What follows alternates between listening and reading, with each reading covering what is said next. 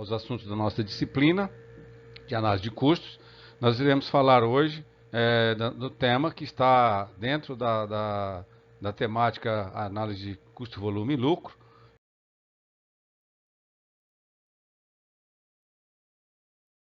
que seria então a alavancagem, né? Então, alavancagem, nós temos três tipos de alavancagem: alavancagem operacional, alavancagem financeira e alavancagem total. Então, são esses os tipos de alavancagem que nós iremos abordar aqui neste encontro, neste vídeo.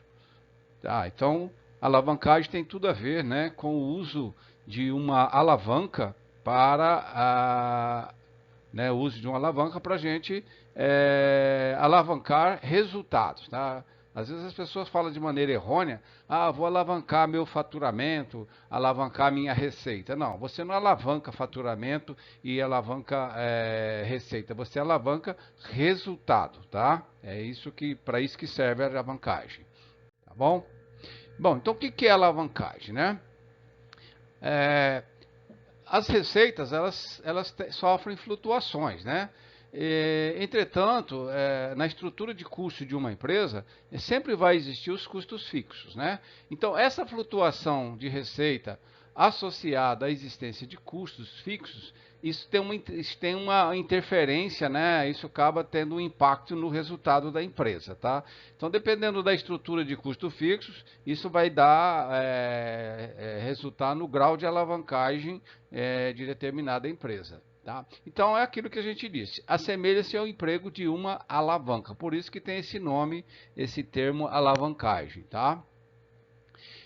No caso, numa questão assim, na figurativo, os custos fixos, isso seria o braço da alavanca. Então, a gente tem aí uma alavanca, e quanto maior for o braço dessa alavanca, maior é o poder de alavancagem, ou seja, mais peso o indivíduo pode mover, né, com essa alavanca. Então, quanto maior for a estrutura de custo fixo, aquilo que eu disse, maior é o grau de alavancagem de determinada empresa. Tá? Agora, a gente sabe que os custos, né, são definidos como custos fixos porque eles ficam estáveis dentro de um intervalo de variação de volume de operações. Ou seja, não é porque aumentou um pouco a venda que eu vou aumentar o custo fixo. Né? O custo fixo ele tende a ficar estável dentro de um intervalo de variações da receita. Tá?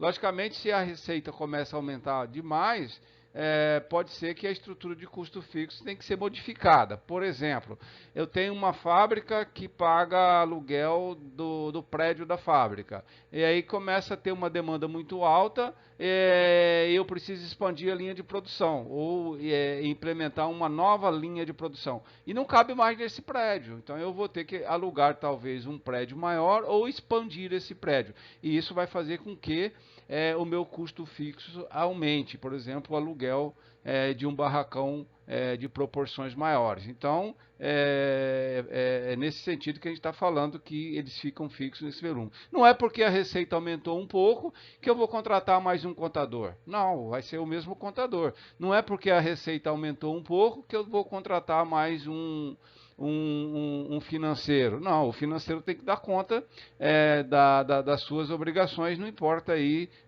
muito quanto que esse volume de venda aumentou. Então, ele tende a ficar fixo, tá? Então, isso aqui é um conceito de alavancagem, tá bom?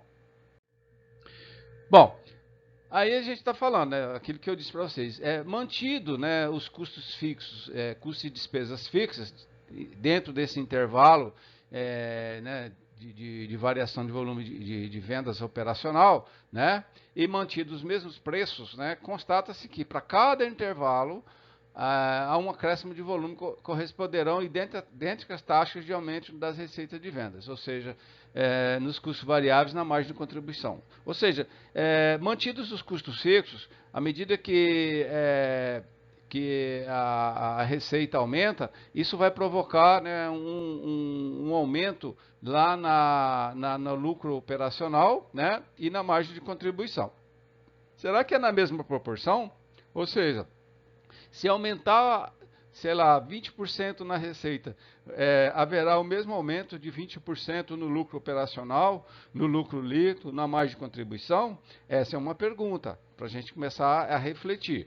Ou seja, será que esse aumento é proporcional ou não? Né? Vamos ver isso mais para frente, tá?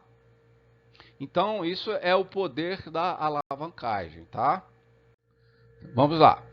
Ou seja, uma maior absorção nos custos e despesas fixos fará com que o lucro cresça mais do que proporcionalmente. Ou seja,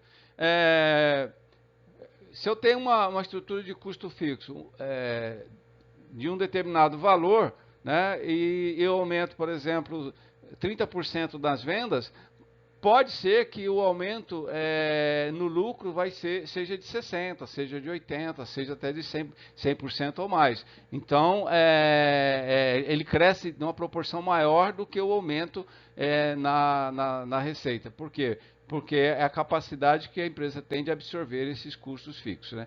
Portanto, o sentido contrário, uma queda nas vendas também acarretaria um decréscimo maior nos lucros. O efeito inverso é da mesma proporção, tá? É na mesma proporção. Então a gente tem aí um ônibus espacial aí decolando, né, na vertical. Isso é o poder da alavancagem, tá?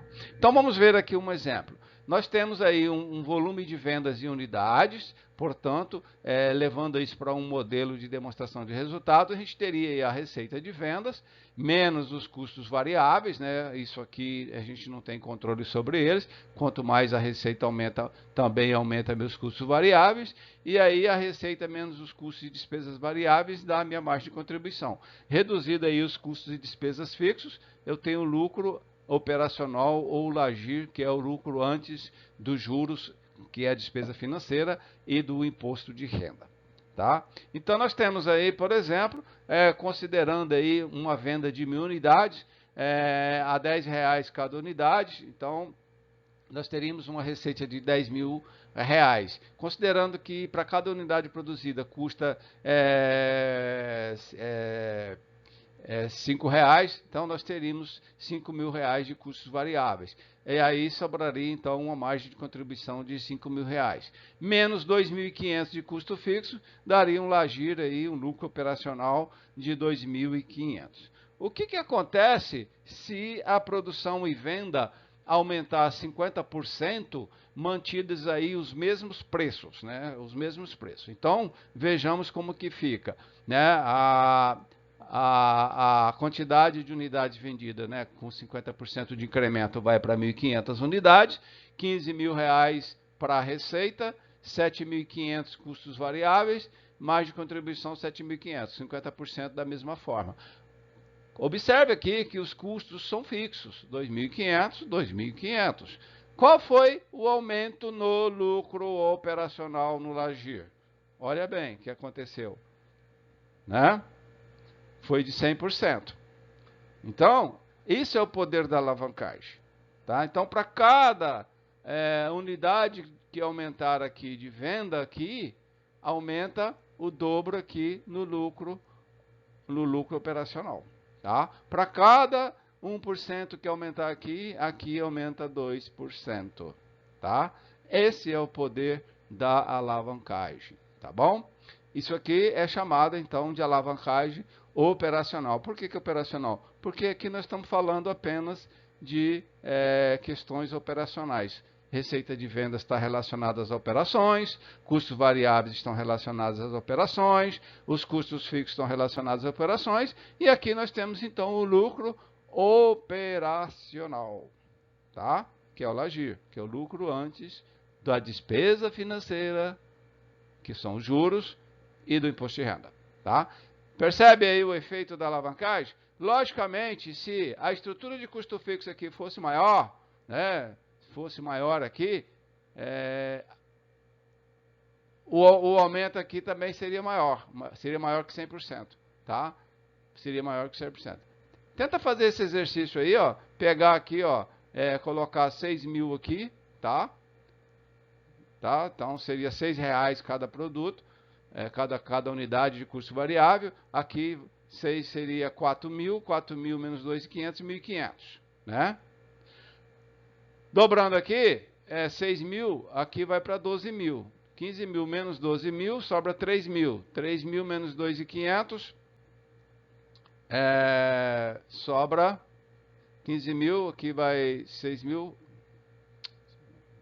aqui vai para 15 mil, aqui vai para 9 mil, não dobra aqui, é 50%. 5 mil, 6 mil vai para 9 mil, 9 mil menos 15 dá 15 menos 9 dá 6, 6 menos 2.500 dá 3.500. Se você pegar aqui, ó, vai dar mais que 100% do crescimento do lucro, tá? Então é esse o poder da alavancagem. Quanto maior a estrutura de custo fixo, maior o grau de alavancagem, tá bom? Agora, o que acontece se a produção e venda cair 50%? Né? Qual seria o efeito? Olha bem o que aconteceria. O lucro seria igual a zero, tá? Esse é o risco da alavancagem, tá? Você está extremamente alavancado em termos de custo de despesa fixa, e se houver uma queda na venda, você não consegue se livrar do custo fixo. Dependendo do grau de alavancagem, o prejuízo é maior, tá? O efeito também contrário é da mesma proporção. Então é isso que acontece. Então teria uma perda aí de decréscimo no lucro de 100%, tá bom?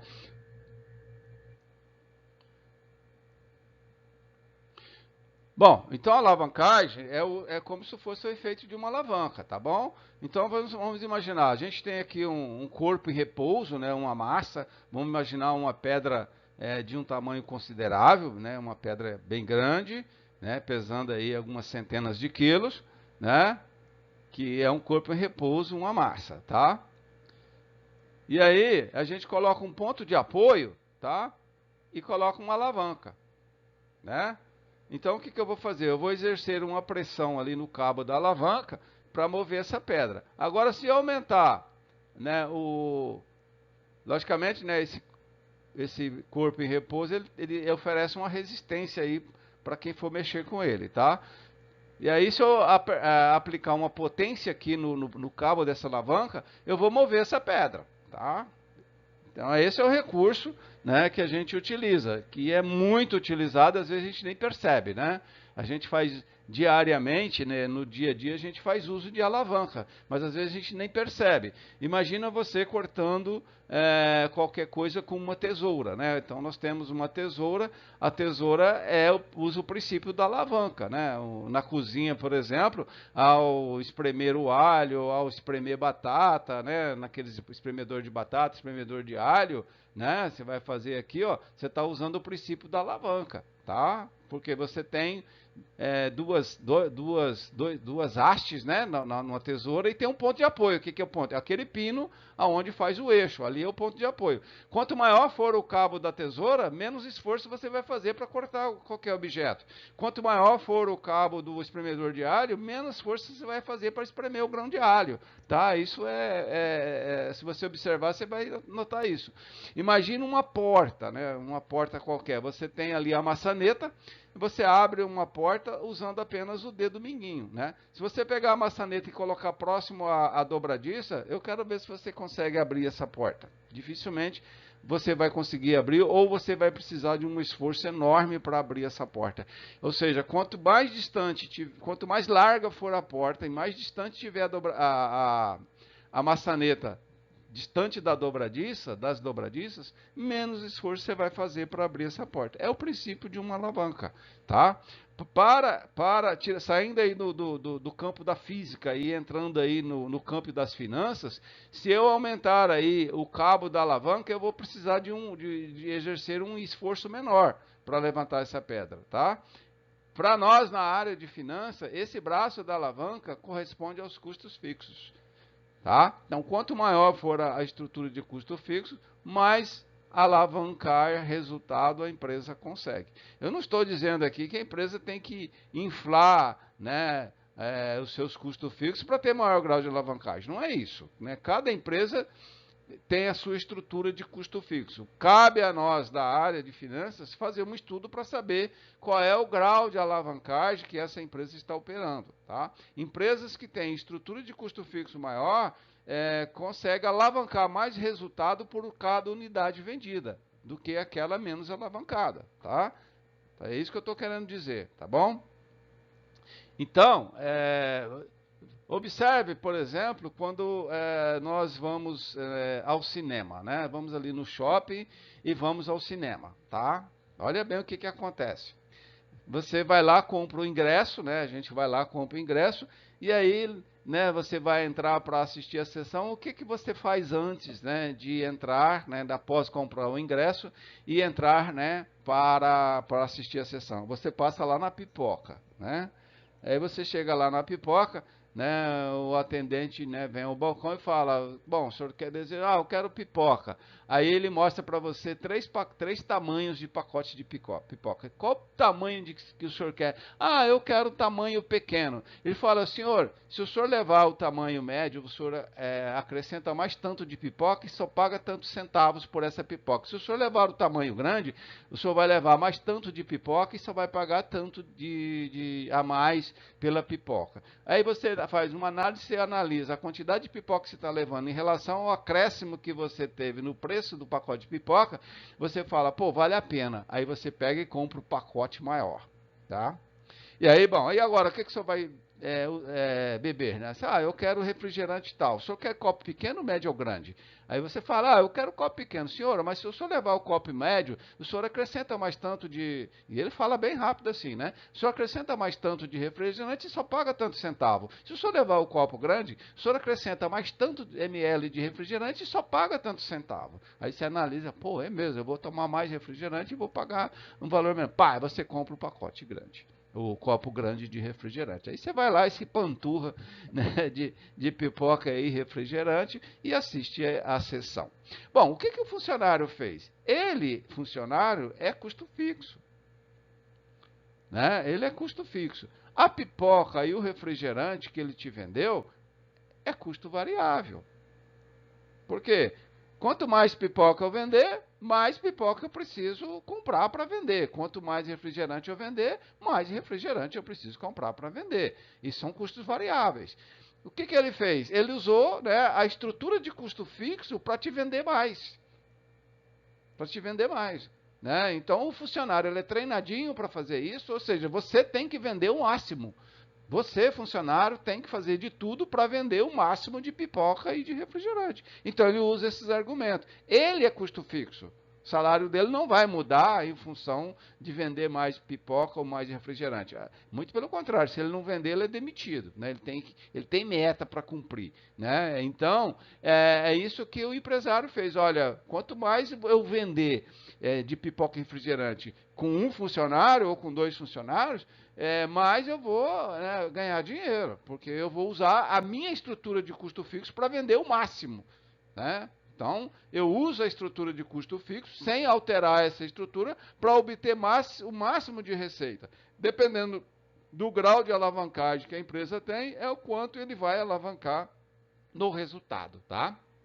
Então é isso que o pessoal faz, que o pessoal olha. Né? Às vezes não é vender lá a pipoca pelo mesmo preço do pacote normal. Eu acrescento mais X de pipoca, cobro um preço um pouco menor. O que eu estou fazendo? Eu estou aumentando a minha receita, né? Tá pagando o custo variável, tá dando margem de contribuição positiva que vai servir para cobrir meu custo fixo. Quanto mais eu fizer isso, mais eu vou cobrir meu custo fixo, mais eu vou ganhar. Tá? Então, essa é a lógica da alavancagem. Tá? Então, exercido aí essa potência, essa pressão no cabo da alavanca, o que, que vai acontecer? Né? Eu vou levantar a pedra. Tá? Eu vou levantar a pedra. Então, quanto maior for, né, esse cabo da alavanca, mais peso eu consigo levantar, mais resultado eu consigo alavancar. Tá? Então, essa é a lógica, esse é o princípio da alavancagem. Tá?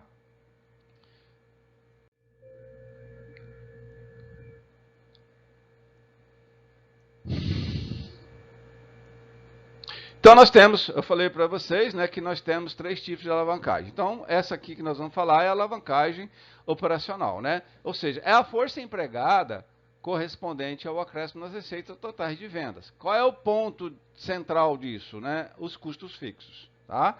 Tá? É os custos fixos. Qual é o resultado, né? A resultante disso é o aumento no lucro operacional da empresa, tá? Então, por que ela chama lucro operacional? Eu vou medir esse resultado de alavancagem lá no lucro operacional, né, que é um lucro intermediário, se a gente olhar uma demonstração de resultado. Então, ela recebe esse nome, então, de alavancagem operacional. O fulcro dessa aí são os custos fixos, tá? Então, é como transformar despesas em lucro, tá? Bom, como é que a gente calcula isso? A gente calcula de 2 maneiras, né?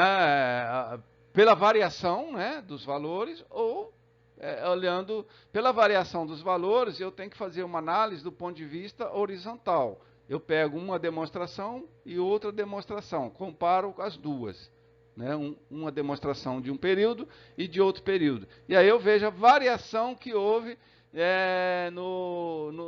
nos itens, né? Então aqui o grau de alavancagem, né? A gente mede o grau de alavancagem operacional, que é o GAL, que é dado pela variação percentual no lucro antes do imposto de renda, do juro imposto de renda, que é o lucro operacional, dividido pela variação percentual nas vendas. Isso aqui vai dizer quantas vezes, né, qual é o meu grau de alavancagem, tá? Que é o meu grau de alavancagem. Ou, se eu não tenho 2 demonstrações, eu tenho uma apenas, aí eu vou fazer análise do ponto de vista vertical, tá? Eu vou pegar, então, a margem de contribuição total e dividir pelo meu lucro operacional, que é o LAGIR. Vai dar o número de vezes. O resultado vai ser o mesmo, não vai ser diferente. É apenas a maneira de como eu calcular, tá? Então, assim, numa questão de avaliação, por exemplo, de prova, o professor dá 2 demonstrações, 2 períodos, né? Uma demonstração de resultado e outra demonstração de resultado, e pergunta, qual é o grau de alavancagem operacional em relação a um ano ao outro? Você vai usar a primeira fórmula, tá? Através da variação. Ah, eu dei uma única demonstração de resultado, você vai fazer no sentido vertical. Vou usar a fórmula, segunda fórmula, né, a fórmula de baixo, porque não daria também para aplicar a fórmula de variação percentual, tá? Tá aí, ó, a mesma figurinha que eu desenhei lá atrás, ou seja, lá a alavanca, um ponto de apoio, exerce uma pressão aqui, né? Puxa para cá, vai levantar essa pedra aí que está presa aí pela gravidade, tá bom? Bom, aqui nós temos o outro tipo de alavancagem, que é a alavancagem financeira, né? Aqui também é o resultante da existência de custos fixos financeiros no fluxo de lucro. Aqui vai mostrar, né, como se diz assim, quanto eu consigo de lucro a mais, tendo em vista que eu estou utilizando recursos de terceiros, tá? Usando recursos de terceiros, recursos alheios, tá? Que aí, recursos alheios de terceiros, que são geralmente recursos onerosos, né, financeiros, nos quais incidem juros, né, gera despesa financeira, tá? Gera despesa financeira. Então, e a despesa financeira, se você contrata um financiamento, né, a despesa financeira é a mesma, porque você contratou uma taxa de juro. Então, ele é um custo fixo financeiro, tá? É um custo financeiro fixo, tá? E também o objetivo é o impacto disso no lucro, tá?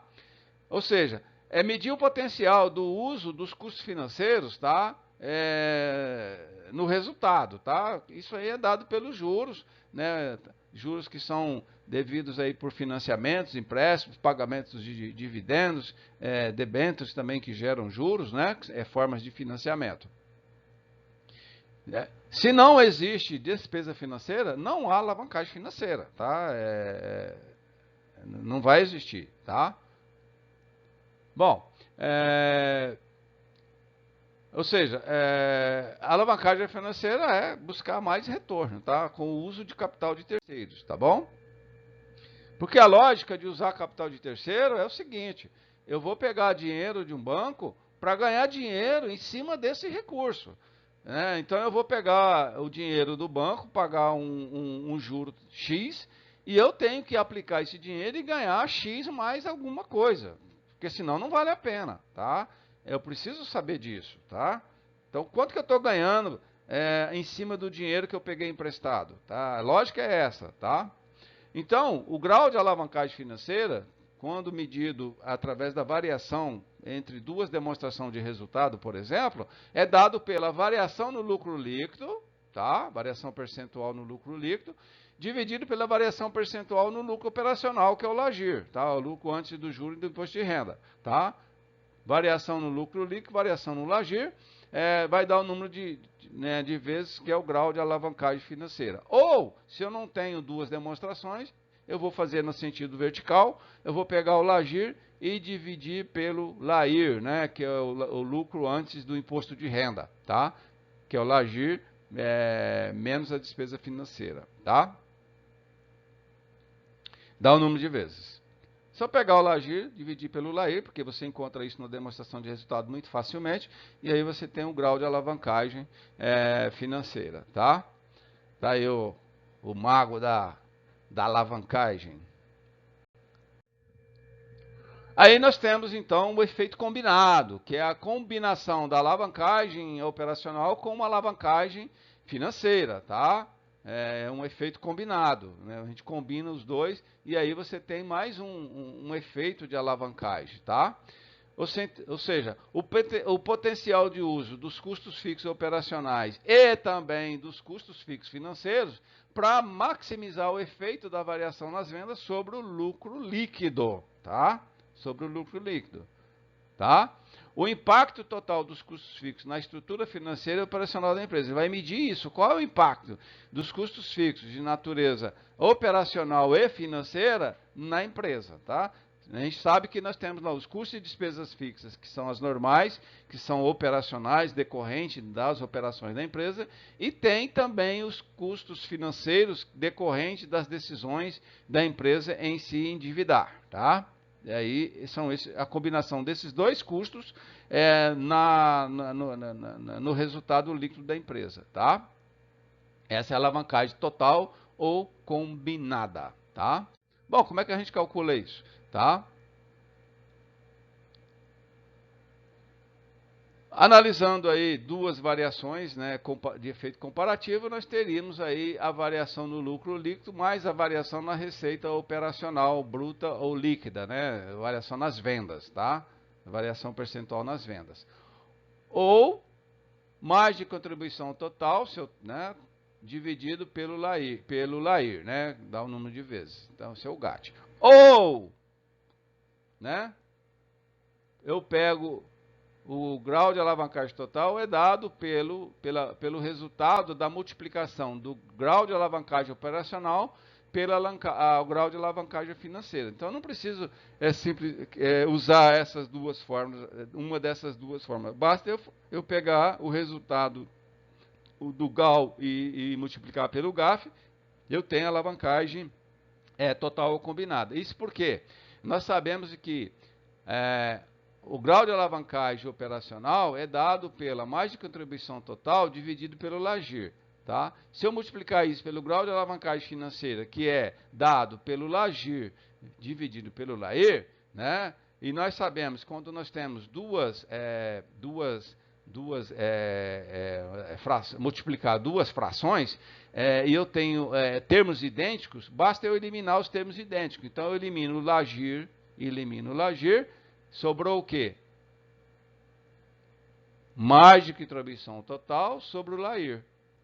Não é margem de contribuição total sobre o LAIR, o grau de alavancagem total, ó, isso aqui é igual a isso sobre isso, tá? Então, por isso que basta multiplicar um pelo outro. Então, né, o grau de alavancagem total é dado pela margem de contribuição total dividido pelo LAIR, né? Olha aqui, ó. Margem de contribuição total dividido pelo LAIR. Então, são idênticos, tá bom? Vamos ver isso de uma forma mais didática, tá? Então, nós temos aqui, né, o efeito combinado da alavancagem total, tá? Então, nós temos aqui vendas em unidades, né, receita de vendas, custos variáveis, margem de contribuição, custos fixos e LAGIR. Então, nós temos aí uma quantidade de vendas de 20 mil unidades, né, a 5 reais, né, ou seja, tem uma receita de 100 mil, e aí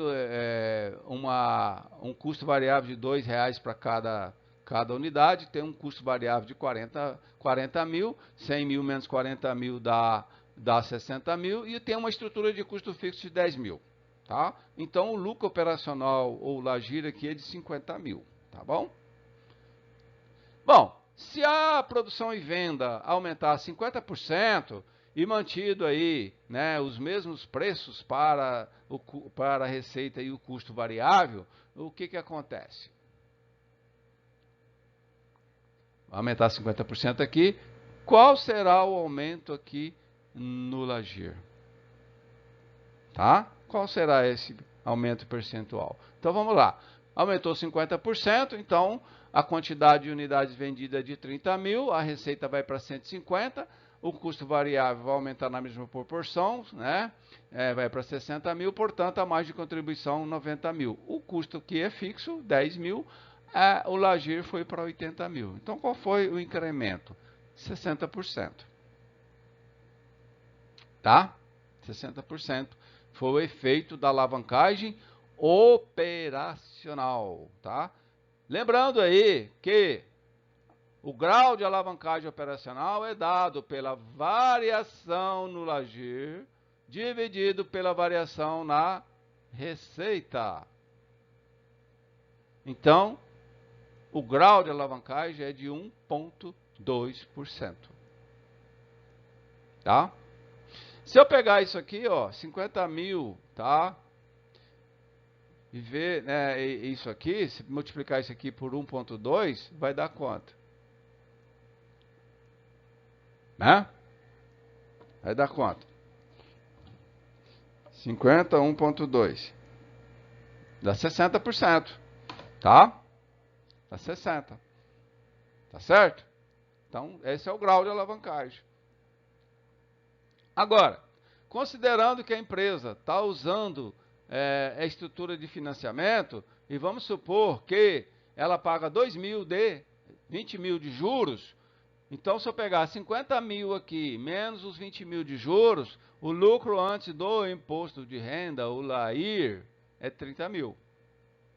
Aí eu tenho 12 mil de imposto de renda, então eu tenho lucro após o IR, eu tenho que pagar dividendos para os acionistas preferenciais, e aí sobrou 6 mil de lucro para os acionistas ordinários, tá? São os acionistas principais. Então vamos ver qual é o efeito agora, tendo em vista que eu estou usando estrutura de capital financeiro, por isso eu estou pagando juros, qual o efeito desse juro aqui nesse lucro aqui, ó? Vai ser 60%? Vai ser menos que 60%? Vai ser mais que 60%? Então vamos ver. Considerando ali um aumento de venda de 50% na receita, né? Eu tinha aqui 80 mil de lucro de lagir, né? Menos os juros, 20 mil, sobrou 60. Aí o imposto de renda é na mesma proporção, né? Sobrou 36, paguei os dividendos 12, sobrou 24 mil. Qual é o efeito? 300%. Tá? Vamos ver aqui.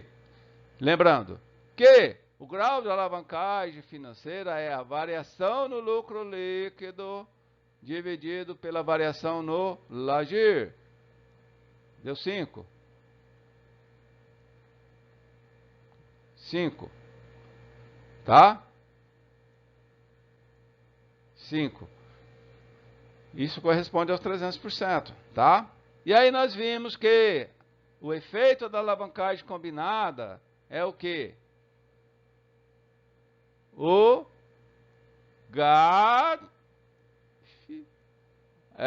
a variação no lucro líquido dividido pela variação na receita, não é isso? Dá 6. Se eu pegar o GAL vezes o GAF, 5 vezes 1,2, dá quanto? 6. 6. Então não preciso aplicar a fórmula, basta eu pegar esse vezes esse, eu já tenho o cálculo da, ah, da, da, desculpa, da alavancagem total ou combinada, tá? Então, o efeito aqui, ó, na financeira ele teve 5%, né? E no combinado ele teve 300, que é o 6. Total. Então, imagina aí o que acontece pelo fato de estar usando estrutura de custo fixo. Então, a lógica de pagar juro é para ganhar mais dinheiro. Tá? Ah, mas eu estou pagando juro. Tá, mas você está pagando juro, você está ganhando mais do que, você está tendo um retorno maior do que você está pagando de juro? Ótimo, é isso que tem que fazer. O problema é o risco nessa questão aí. Por quê? Se a sua venda, produção e venda cair 50%, o tombo aqui, meu amigo, vai ser maior. O tombo aqui vai ser de 300% a menos. Por quê? Porque você está alavancado financeiramente. É bom? É. Porém, tem que avaliar risco. Tá? Risco. Então, quanto maior é o grau de alavancagem, maior é a exposição ao risco. Tá? Porque existem duas coisas em finanças, né, que elas são antagônicas, não combinam. Tá? Risco e retorno. Tá? Eles não combinam, eles são antagônicos. Se eu quero maior retorno, eu tenho que correr mais risco. Ah, eu não quero correr risco. Então você fica numa variável conservadora. Vai ganhar menos. Vai correr menos risco, mas vai ganhar menos. Quer ganhar mais? Tem que correr mais risco. É a mesma coisa, meu amigo. Você quer ficar com dinheiro na poupança ou quer arriscar na bolsa, né? Em ações? Em ações você pode ganhar muito. Só que o risco é maior do que você ficar na poupança. Ficar na poupança é mais tranquilo. Você ganha pouco, porém o risco é mínimo, né? Ou quase nulo. Ah, mas eu quero ganhar mais, então vai para a renda variável. Só que o risco é maior, muito maior, tá? É a mesma coisa, tá? Não tem mágica nesse negócio, né? Se alguém te aparecer com forma milagrosa, te oferecendo retornos fabulosos, sem risco, pula fora. Pula fora porque tem coisa errada aí, tá bom? Tem coisa errada. E acontece, hein? Acontece. Esse tempo atrás aí foi preso aí um cara aí, mais uma mulher, que eu oferecia aí retorno de 10% ao mês aí em criptomoeda, coisa desse tipo. Era uma pura pirâmide financeira. Né? Quem entrou se ferrou, né? Porque a pirâmide financeira no começo dá certo. Depois, né, para de entrar gente, o cara não tem mais fonte de dinheiro para pagar quem entrou antes. E aí dá o calote e aí perdeu tudo. Né? E entra num negócio que não tem fiscalização, o cara não está como se diz assim, registrado na CVM, o cara é uma pessoa qualquer, e aí, meu amigo, já era, já dançou, né? Então, coisas milagrosas, pula fora, tá? Não existe milagre aí no mercado de capitais, tá? No mercado financeiro, mercado de capitais. Se tiver alguém oferecendo retornos milagrosos, sai fora, pula fora, não entra porque você vai perder seu dinheiro, tá bom? Bom, aqui tem um cálculo, né, na relação lucro por ação, considerando aí uma quantidade de 5.000 ações, né? Então 6.000 teria 1,20 por ação e na hipótese de aumentar 50%, ele teria R$ 4,80 de lucro por ação, né? Então se a gente pegar isso aí, né, 1,2 e 1,2 vezes. Né? Então você teria esse efeito aí de alavancagem no lucro por ação também. Né? Há um salto aqui, né? De 3 vezes, né? De 3 vezes, de 300% aí no lucro por ação, tá? Você pegar 300% da alta. 1,20, 2,40, é exatamente isso, tá? Então o que acontece? É isso, tá? Bom.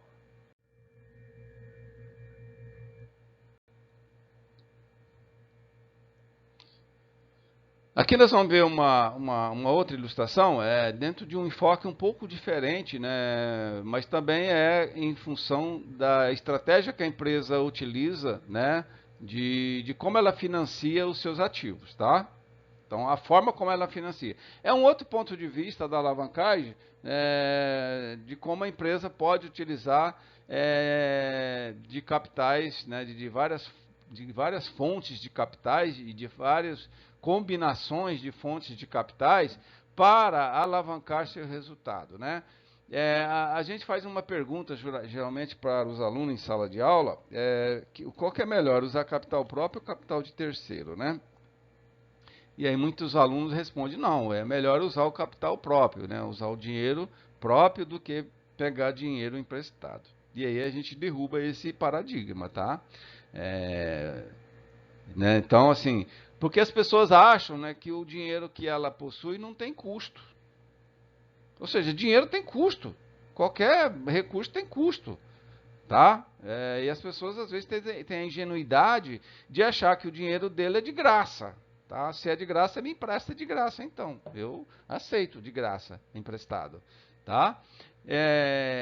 Porque a questão é o seguinte, faz a seguinte análise. Você tem aí, por exemplo, um determinado capital. Né? Vamos imaginar aí, né, alguém aí, não sei se tem, né, R$ 1 milhão, né, em dinheiro. Né? O que você pode fazer com esse 1 milhão? Você pode simplesmente pôr na poupança. Põe lá na poupança e... vamos imaginar 0,5%, dá R$ 5.000 por mês.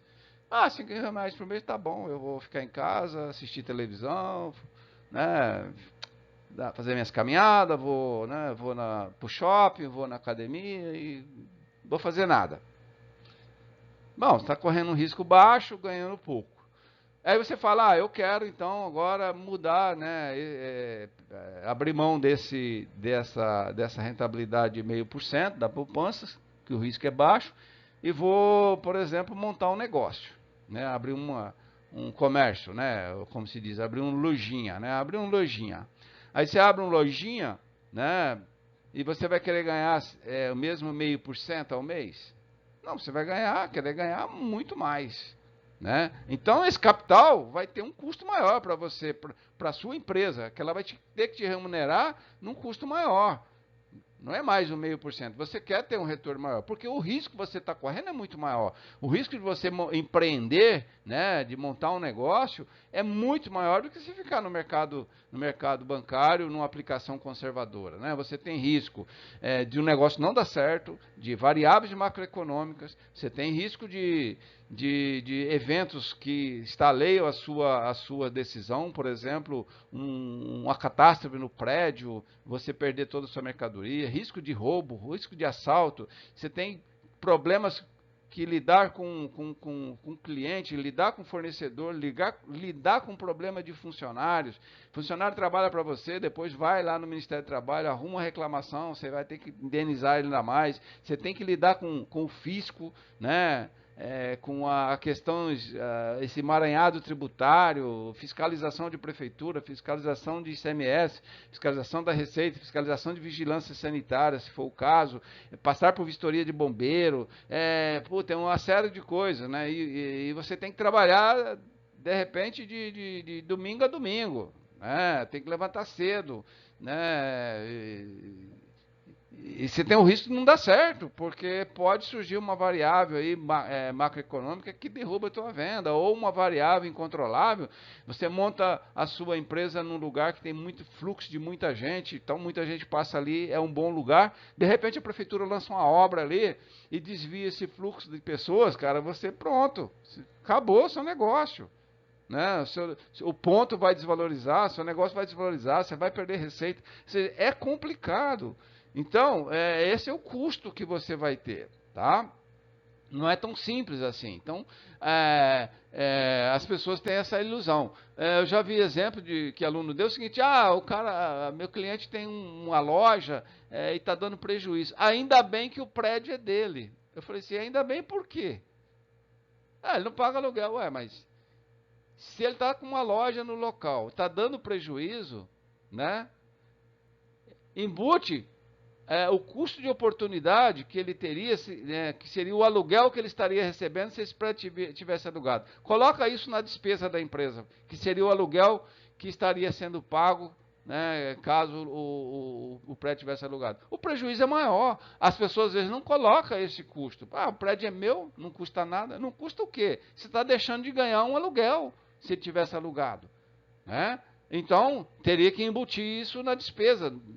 Se não dá para fazer contabilmente, faz gerencialmente. Né? Gerencialmente você embute o custo, para ver quanto que esse negócio está rendendo realmente. Tá? E às vezes as pessoas, não, mas o prédio é meu, não tem aluguel.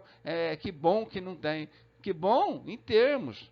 Porque se o negócio não está dando prejuízo, fecha e aluga o prédio. Pronto, você vai ter renda. Né? E não vai ter dor de cabeça, né, com a loja, com o negócio que você estava empreendendo. Então, as pessoas às vezes esquecem dessa lógica, tá? Esquece dessa lógica. Então, nós temos aqui as formas de financiamento. Então, eu posso financiar um negócio, vamos pensar aí numa empresa de capital aberto, né, uma SA, emitindo ações ordinárias, né, ou ações ordinárias e ações preferenciais, e usando de capital de terceiro, ou seja, financiamentos, né? E eu vou pegar e investir esse negócio em ativos. Vamos supor que 100 mil reais, tá? 100 mil reais, tá bom? Então aqui eu tenho uma opção de financiar esse negócio, esses 100 mil reais, apenas emitindo ações ordinárias. Olha, existe diferença entre ações ordinárias e ações preferenciais. Ações ordinárias são as ações que dão direito a voto, ou seja, eu faço isso e quem emitiu as ações é o dono da empresa. Ações preferenciais são ações, né, que eu também coloco no mercado, só que quem possui ação preferencial não tem poder decisório sobre a empresa. Ele simplesmente emprestou o dinheiro. É uma forma de emprestar o dinheiro. Só que ele tem a preferência em receber dividendos. Ele tem que receber primeiro do que o acionista ordinário. Tá? Então eu posso fazer dessa forma. Né? A maioria das empresas tem ações preferenciais e ações ordinárias. Já tem algumas empresas, um bom número de empresas, que só tem ações ordinárias. Aquelas empresas que estão no nível de novo mercado, de governança corporativa dentro da B3, ela só por norma do Código de Governança Corporativa, só pode ter emissão de ações ordinárias, ou seja, todos os acionistas têm o mesmo direito na empresa, tá? Na empresa. Ou posso, então, fazer ações ordinárias, mais financiamento, mais ações preferenciais, ou ações preferenciais e financiamento. Não importa, a forma como a empresa vai fazer é que vai definir, né, o retorno sobre que o proprietário vai ter. Tá? Então vamos imaginar que esses 100 mil, né, resultou aí no investimento em ativos de 100 mil. Né? Contabilidade é isso, né? Passivo é igual, né, o total de passivo e patrimônio líquido é igual ao total de ativo. Então eu tenho lá um passivo, um patrimônio líquido de 100 mil para um investimento de 100 mil. Eu tenho aqui um passivo e um PL somados 2,50, 100 mil, assim sucessivamente. Tá? Vamos imaginar, então, que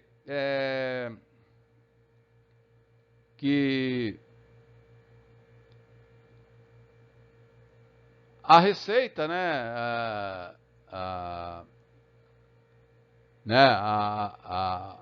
a empresa produz 80 mil unidades, vende aí, né, a R$1 a unidade, 80 mil, tem 50 centavos de custo variável, custo fixo de 30 mil, tem um lucro operacional de 10 mil, tá?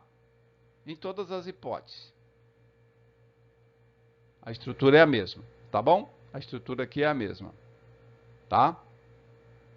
Consequentemente, né, a empresa tem um retorno sobre o investimento, que é o ROI, o Return on Investment, de 10%, ou seja, 10 mil de lucro operacional sobre o investimento. Tá? Isso dá 10% de retorno sobre o investimento. Tá?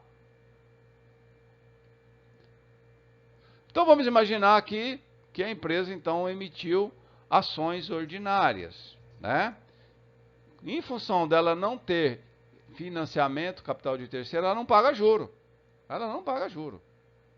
10 mil é o lucro antes do imposto de renda. Considerando aí uma alíquota de imposto de renda de 15%, ela vai pagar 1.500 de imposto de renda. Então, o lucro à disposição da Assembleia Geral, né, ordinária, né, é 8.500. Olha, a quem pertence esse lucro? Ao acionista ordinário. Não tem ações preferenciais, não tem que pagar ninguém ali, tá? Vai pagar o acionista proprietário, que vai receber 8.500, que é dele esse lucro, tá certo? Qual o retorno do proprietário? 8,5% sobre o patrimônio líquido. Eu pego 8.500 e divido por 100 mil, que é o meu patrimônio líquido, eu tenho um retorno de 8,5%. Bom, então vamos mudar a estrutura de capital, ou seja, vamos ver uma situação em que o cliente, que o empresário pegou 50 mil reais de ações, que é o capital dele, e buscou no mercado 50 mil, tá? 50 mil. Considerando um juro de 5%, tá? Ele vai pagar 2.500 de juro, portanto, o lucro tributável é 7.500, e aí 15%, 1.250, 1.125 de imposto de renda, e sobrou 6.375, tá? Não tem que pagar acionista preferencial, sobrou 6.375 para o acionista ordinário. Qual o retorno dele? 12,75. Olha aí o efeito da alavancagem financeira.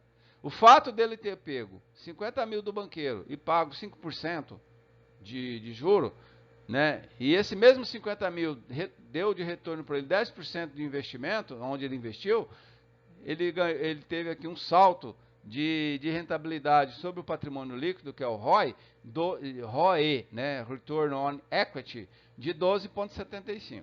Considerando que o juro do financiamento é 12%. Tá, tem mais um detalhe. Observe aqui, ó, o fato dele ter pago juros fez com que ele pagasse menos imposto de renda, porque o juro é dedutível do imposto de renda.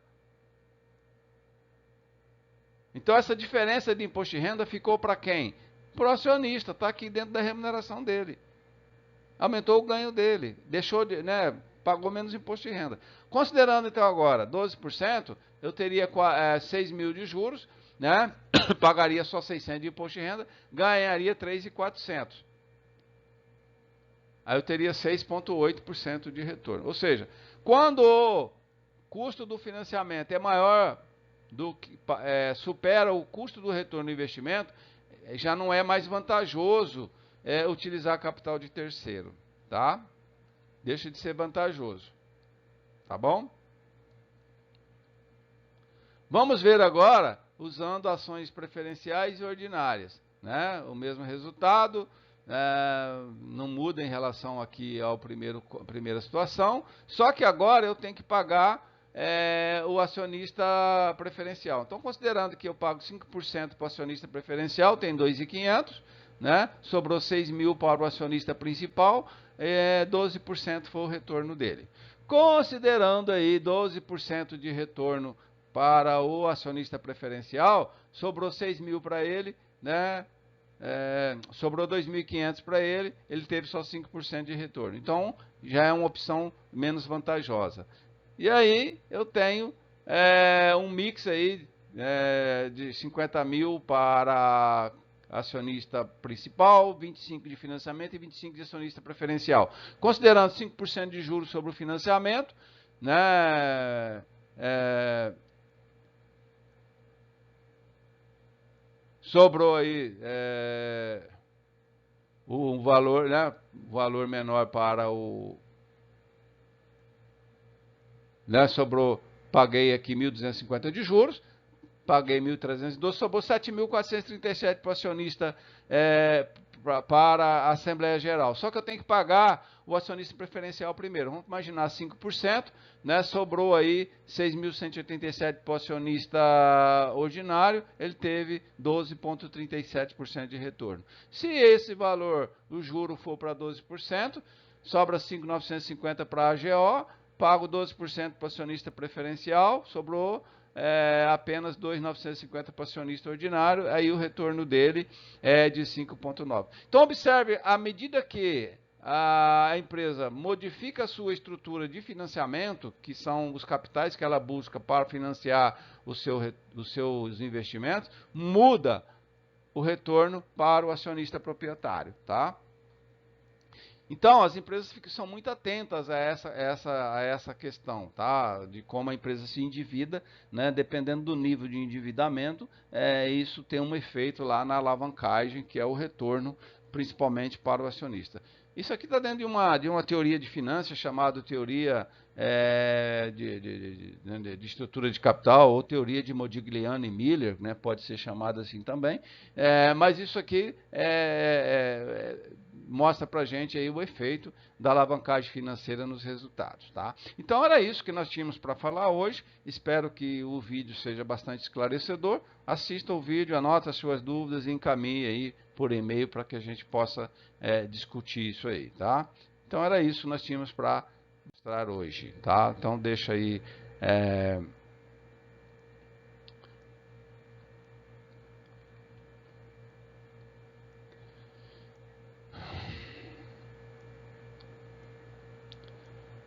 internet, às vezes dá essas travadas.